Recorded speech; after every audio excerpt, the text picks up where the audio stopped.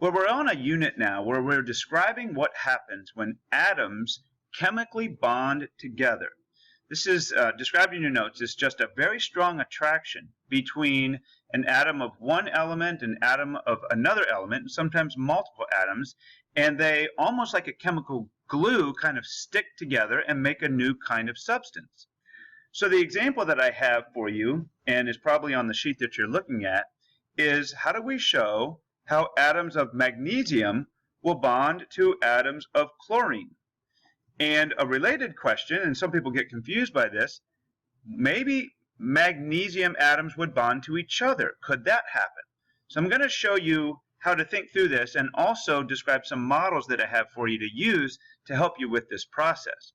So the first thing you have to know is, what does magnesium look like in its outer energy level? So we're going to make what we call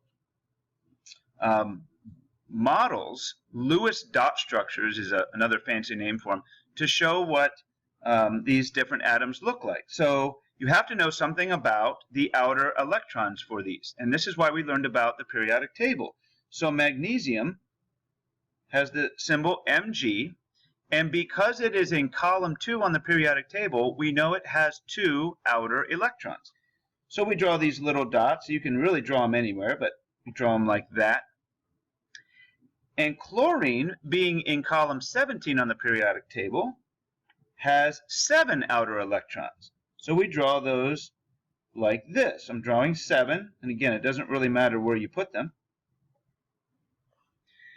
So that's half of what there is to know. The rest is the goal of every atom. And the goal of every atom, what makes it most happy, or what we call in chemistry most stable, is to have a full outer energy level. Well, for most atoms, a full outer energy level means having 8. So how do you get 8 outer electrons when you have 2?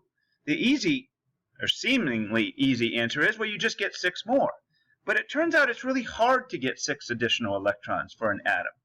It's much easier to have a full outer energy level by getting rid of the 2 that you have already.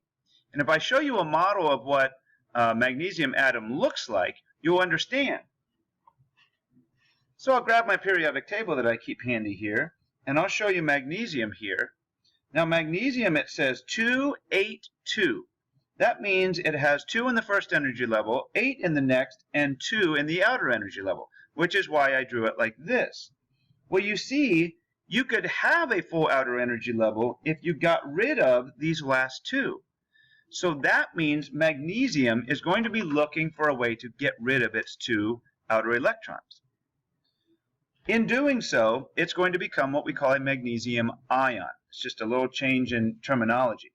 So now I want to show you how we use these models. I grab a model that looks like this. We got a little glare from the light.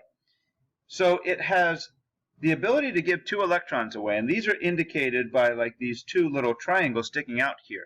Basically, those will represent the 2 electrons that we're trying to get rid of.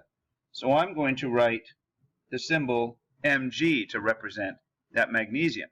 I'm just going to set it aside, pull it back when we need it. And then let's look here at chlorine. Chlorine, I know it's hard to read here, so I'll read it for you. 2, 8, 7.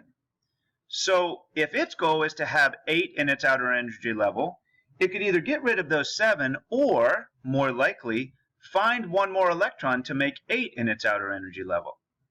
So it is a seeker or an acceptor of electrons. So this can represent a chlorine atom with, you see how the little triangle cut out here? It's a place to accept electrons from other atoms.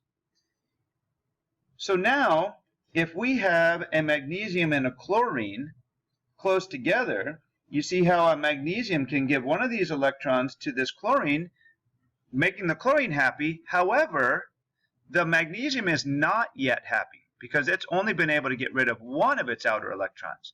So what do we need? We need another chlorine atom. This is an electron acceptor, to be able to accept that second electron from the magnesium. So now we have as many things accepting as we have giving.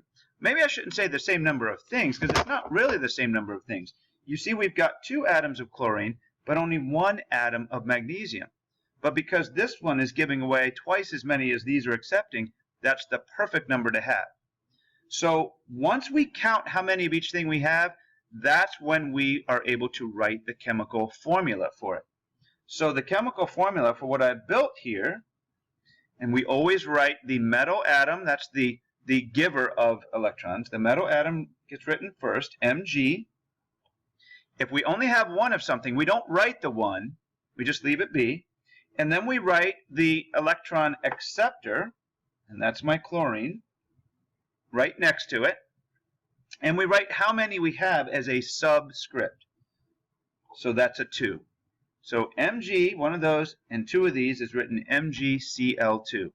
Okay? So this is described in your notes, but I think what's nice about this now is you can kind of see how we can use these models. So you'll have models to be able to do a giver of 1, 2, or 3 electrons, and also an acceptor of 1, 2, or 3. So you just write the names on there, and then when you're done with them, they just wipe off really easily, and you can turn that magnesium atom into maybe a barium atom. Now you can't turn it into a sodium atom because sodiums only give away 1. So you got to make sure you find the right model to fit. So we've got 1s, and we've even got here an acceptor of 3. So we've got as many as you will need to make all the different compounds that I'll ask you about. Okay? So hopefully that gets you a start kind of building these models and being able to describe the chemical formula for those different compounds. All right. Good luck.